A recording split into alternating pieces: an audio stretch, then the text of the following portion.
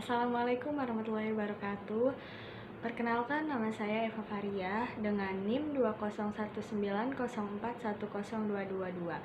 Saya dari jurusan Manajemen Fakultas Ekonomi dan Bisnis Universitas Muhammadiyah Yogyakarta. Di sini saya akan menjelaskan tentang rasa insecure serta penyebab-penyebab insecure dan juga cara untuk mengatasi insecure.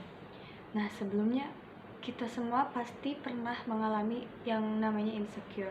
Entah itu insecure dalam ujian, insecure dalam bisnis, insecure dalam kehidupan yang akan datang. Itu pasti ada rasa di dalam hati kita. Nah, sebelumnya tahu nggak sih apa itu insecure? Nah, insecure itu adalah rasa atau tindakan dari emosi dari dalam diri kita yang dimana kita itu menilai diri kita itu selalu kurang dengan orang lain, selalu merasa kita itu lebih kurang dari orang lain, tidak lebih baik dari orang lain. Insecure juga dapat diartikan dengan rasa tidak aman. Rasa tidak aman atau insecure yang terjadi pada diri kita seperti rasa kekurangan, rasa malu, rasa bersalah, serta kita nggak bisa berbuat sesuatu apapun. Nah, dari adanya rasa tidak aman itu yang memacu di mana rasa insecure itu tumbuh dalam diri kita. Hal ini disebabkan dengan beberapa faktor seperti berat badan, warna kulit, perbedaan fisik. Nah, rasa itulah yang membuat kita merasa tidak aman, tidak percaya diri untuk berinteraksi dengan orang lain. Padahal sesungguhnya manusia diciptakan dengan sebaik-baiknya makhluk.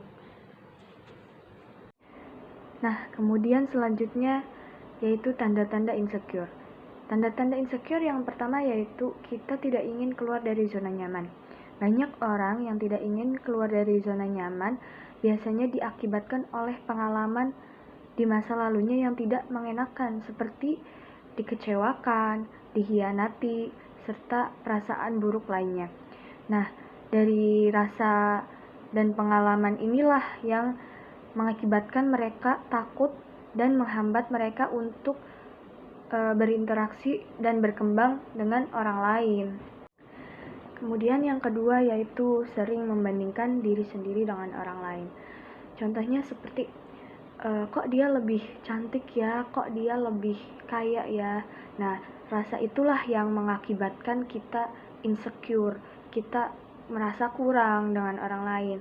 Padahal kita cukup perlu bersyukur dengan apa yang kita punya dan apa yang kita miliki sudah jauh lebih baik.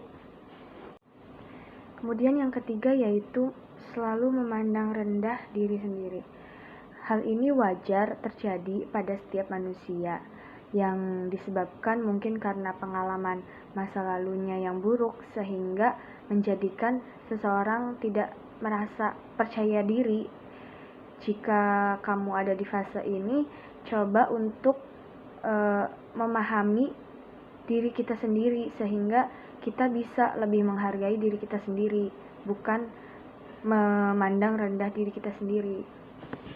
Kemudian yang keempat yaitu harus mendapatkan pujian dari seseorang. Salah satu ciri seseorang merasa insecure itu harus mendapat pujian atau pengakuan dari orang lain.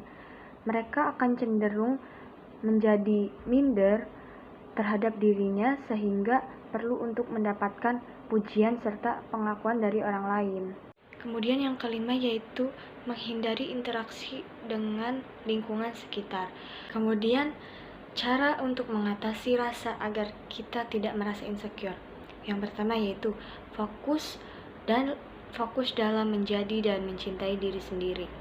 Nah, di sini mencintai diri sendiri membuat kita bisa mengatasi dan mengetahui kekuatan dan kelemahan yang ada pada diri kita sendiri.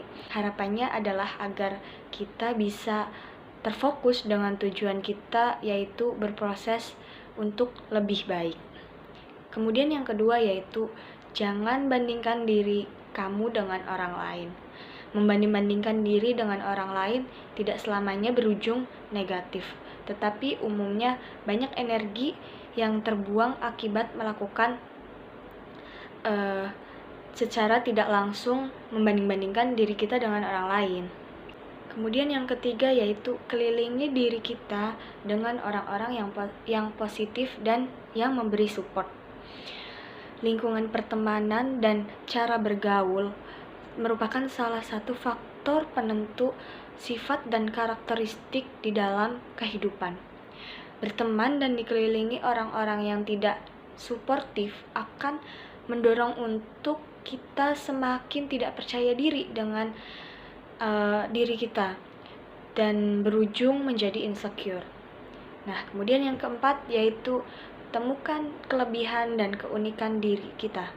Nah, daripada kita sibuk membanding-bandingkan diri kita dengan orang lain, lebih baik kita sibuk mencari apa sih kelebihan dan keunikan dalam diri kita. Kita gali semua kelebihan-kelebihan kita, kemampuan-kemampuan kita. Gitu. Kemudian yang kelima, selalu bersyukur. Cara terakhir merupakan selalu bersyukur. Dengan bersyukur, banyaknya beban pikiran yang kamu pikirkan akan perlahan berkurang dan hilang seiring dengan berjalannya waktu. Sekian penjelasan yang dapat saya sampaikan, kurang dan lebihnya saya minta maaf. Wabillahi taufiq wal hidayah. Wassalamualaikum warahmatullahi wabarakatuh. Terima kasih.